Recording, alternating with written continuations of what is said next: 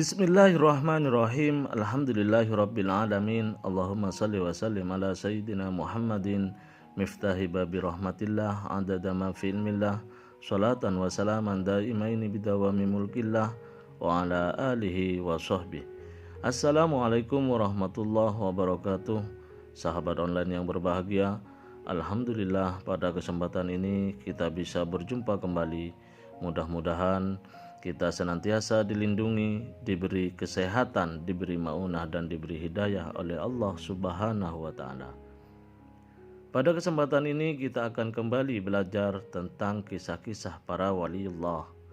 Kali ini yaitu tentang kisah tukang sihir Fir'aun yang diangkat derajatnya oleh Allah Subhanahu wa Ta'ala. Yuk kita simak penjelasannya Habibana Novel bin Muhammad bin Ahmad bin Abdurrahman Al-Idrus berikut ini. Dari kisah para wali yang laki-laki dulu. Iya.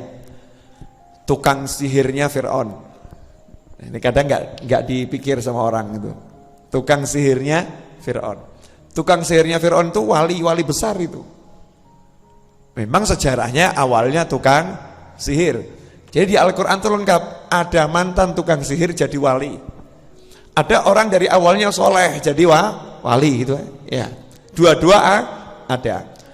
Tukang sihirnya Fir'aun ini yang jadi wali bukan sembarang tukang sihir. Fir'aun mengumpulkan seluruh tukang sihir senior dari berbagai desa, dari pelosok-pelosok. Tukang sihir senior. Itu kira-kira tingkat kesesatannya biasa atau luar biasa? Hah?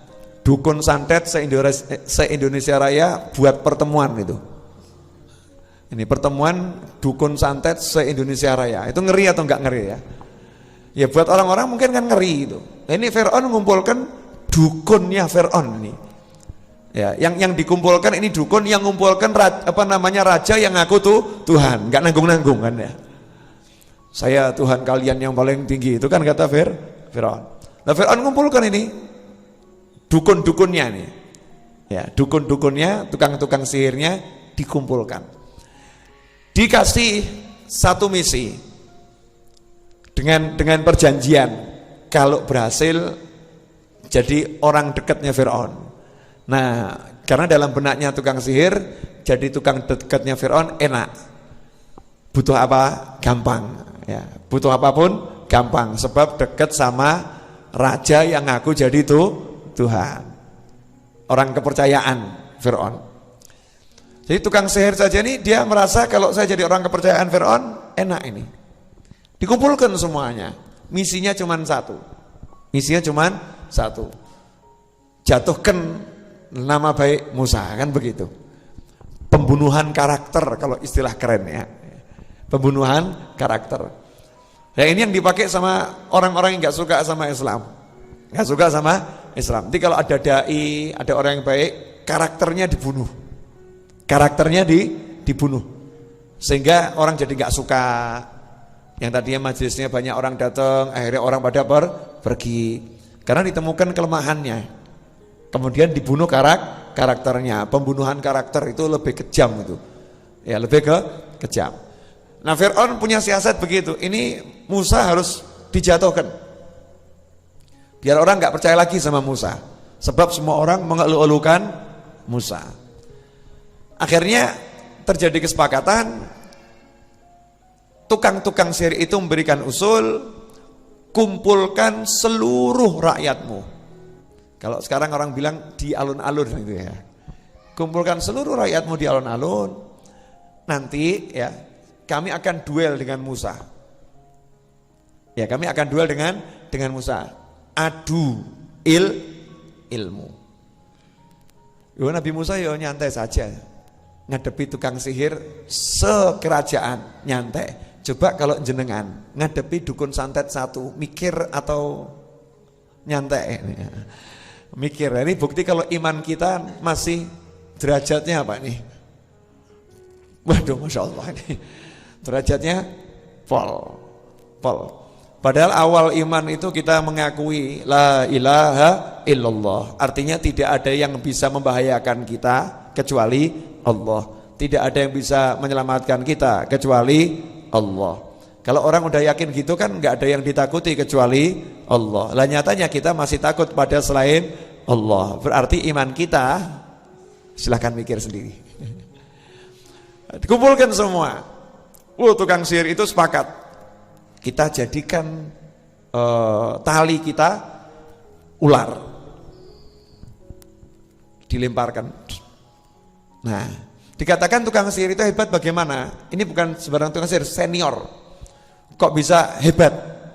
Karena seluruh penonton ya tanpa rekayasa.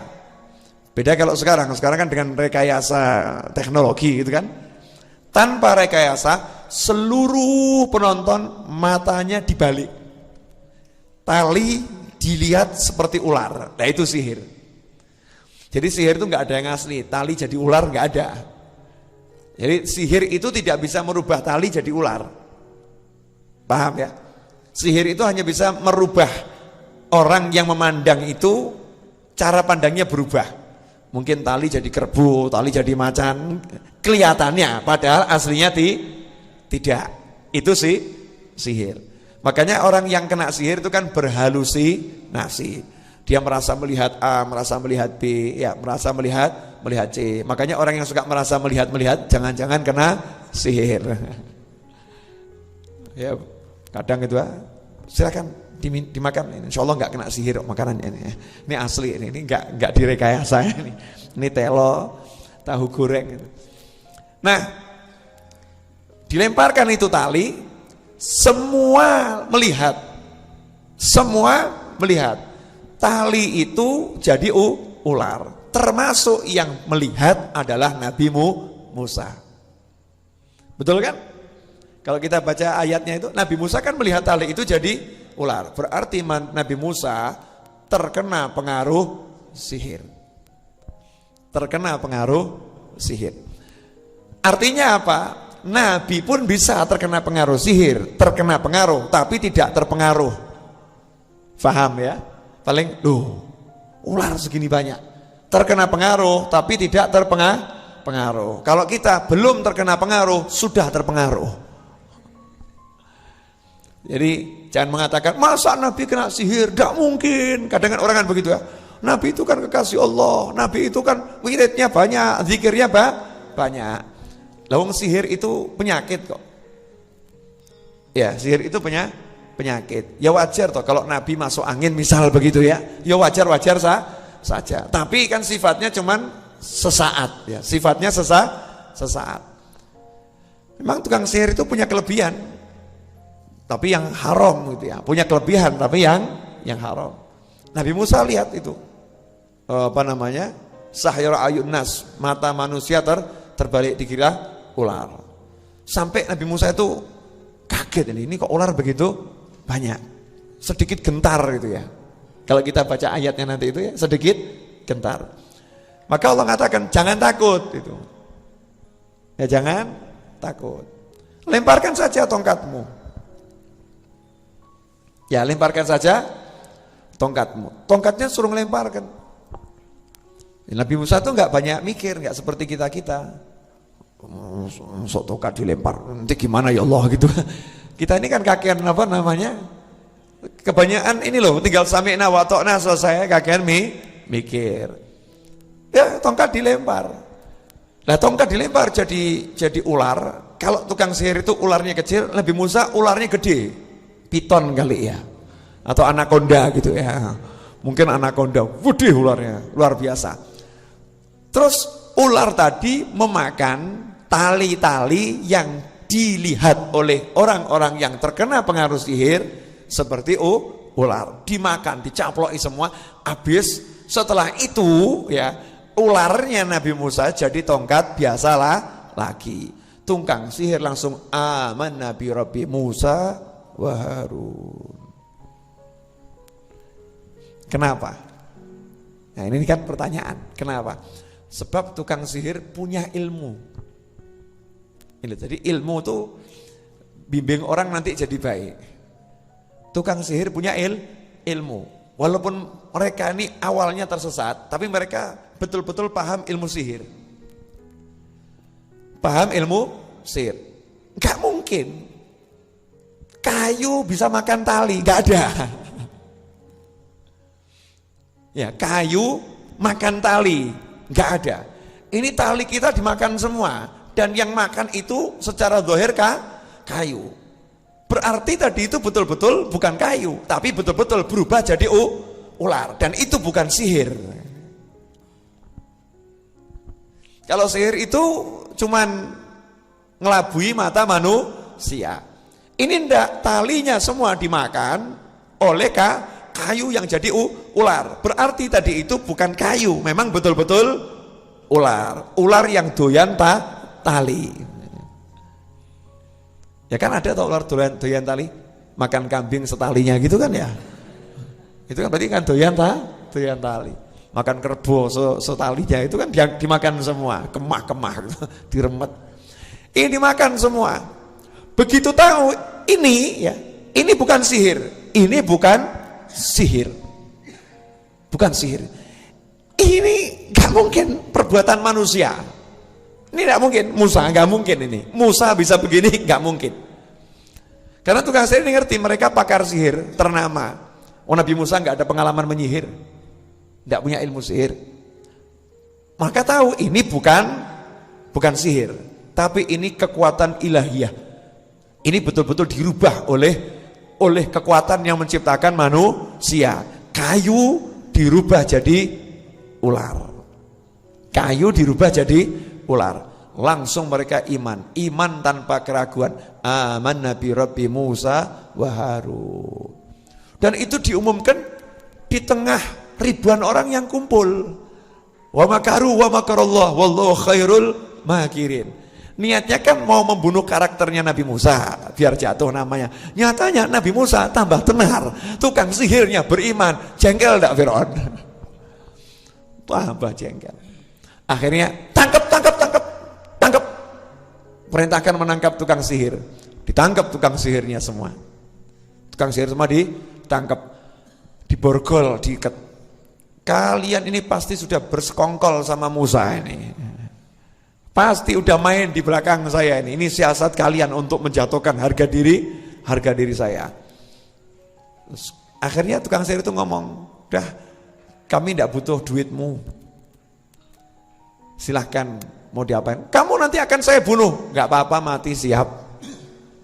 Saya akan bunuh kalian dengan cara yang kecil." "Silahkan, gak jadi masalah.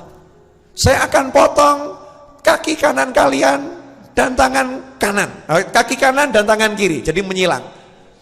Jadi hukumannya itu dipotong tangan sama potong kaki. Kalau tangan kanan yang dipotong, berarti kaki kiri yang dipotong. Jadi menyilang begitu, dipotong. Terus disalib, ya, dipajang, dibiarkan darahnya mengucur sampai habis, sampai mati. Ini kira-kira cara pembunuhan yang biasa atau sadis ya? Sadis. Dan itu jumlahnya banyak nih. Dipenteng begitu. Rakyatnya suruh lihat semua. Tukang sihirnya amanna bi rabbi Musa wa Harun. Gak berubah iman kami. Tetap nih kami iman sama Tuhannya Musa dan Harun. Ya. Nah, yang menarik itu ketika tukang sihir melihat tongkat itu berubah jadi ular dan makan tali-tali yang tampak seperti ular, mereka langsung kan sujud semuanya. Sujud pada Allah Subhanahu wa taala. Nah, ternyata dalam tafsir disebutkan Nabi Musa ya sudah dikasih tahu sama Allah, yang berlembut-lembutlah kepada tukang-tukang sihir itu karena mereka semua kekasih-kekasih Allah. Ada yang merinding barusan? Ada yang barusan bulu rame merinding? Nah, tukang sihir itu mereka semua kekasih-kekasih Allah. Itu sudah jadi calon wali itu, calon wali. Nah, di sini ada pelajaran yang luar biasa. yang semula tukang sihir. Makanya kalau ada orang bilang dosanya musyrik nggak terampuni, itu ada keterangan lanjutannya gitu ya. Kalau nggak tobat, kalau tobat jadi mukmin ya selesai toh ya. Loh, yang kufur aja jadi mukmin selesai kan begitu. Ya, kalau musyrik dalam kemusyrikannya ya nggak diampuni. Tapi kalau musyrik dia kemudian bertobat jadi waliullah. Ini dukun kelas berat ini, tukang sihir kelas berat. Langsung berubah jadi kekasih Allah dan mati syahid. Wafatnya sebagai syuhada. Nah itulah yang masuk dalam kategori minan nabiyyin wasiddiqin wasyuhada wassalihin. Jadi syuhada di dalam Al-Qur'an ini yaitu tukang-tukang sihir Fir'aun yang masuk ke dalam Islam ngikuti Nabi Musa. Apa pelajarannya? Pelajarannya sampai detik terakhir jangan pernah prasangka buruk sama seorang pun di luar sana, di luar kita ini. Bentuknya seperti apapun, bentuknya peminum, bentuknya pemakai narkoba, bentuknya pezina, bentuknya pelacur, bentuknya penjudi, bentuknya ya kafir, bentuknya musuh Islam. Jangan pernah berputus asa kepada diri kita atau kepada orang lain. Mudah-mudahan dia bisa dapat hidayah. Ini yang harus dipegang oleh setiap muslim. Bisa enggak kita gitu? Manggal loh. Susah kan? Tak gampang itu. Kenapa? Karena bisa jadi yang sudah pol-polan sesatnya, tukang sihir tadi, dan ini berupaya jatuhkanmu Nabi Musa alaihissalam, nyatanya berubah jadi pembela Nabi Musa. Tukang sihir itu tidak ngomong bilang, ya kita nanti masuk agamanya Musa, tapi jangan sekarang. Jadi kalau terang-terangan sekarang bahaya, kita mati semua ini. Fir'aun bahaya nih loh. Kayak begitu. Justru langsung sujud diiklankan di depan semua orang. Kenapa? Itulah orang alim. Orang berilmu itu kalau udah ngerti, nggak takut apapun. Karena ngerti kok, yang dia ikuti ini benar kok, yang dia ikuti ini benar, ya maka nggak takut apapun. Nah ilmu itulah yang bisa menghapuskan keraguan,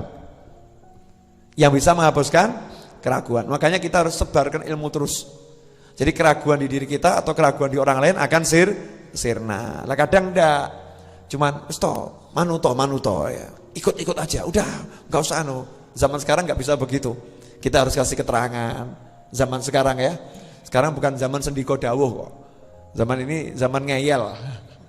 Orangnya pada ngeyel. Jadi ya harus diterangkan, ini loh dalilnya, oh ini loh penjelasannya. Sampai ilmu itu masuk. Kalau ilmu udah masuk otomatis nggak akan ragu-ragu lagi. Mantep dia, akan ada di jalan yang benar dengan kemantapan. Ini ringkas. 1. Waliullah versi tukang sihir Fir'aun. Alhamdulillah kita telah menyimak kisah tentang para waliullah yang telah disampaikan oleh beliau Habibana Novel bin Muhammad Al-Idrus. Semoga hikmah-hikmah yang telah beliau sampaikan membawa kita lebih baik dari hari ini dalam menentukan sikap dalam kehidupan ini. Wallahu a'lam bishawab. Semoga barokah dan manfaat. Assalamualaikum warahmatullahi wabarakatuh.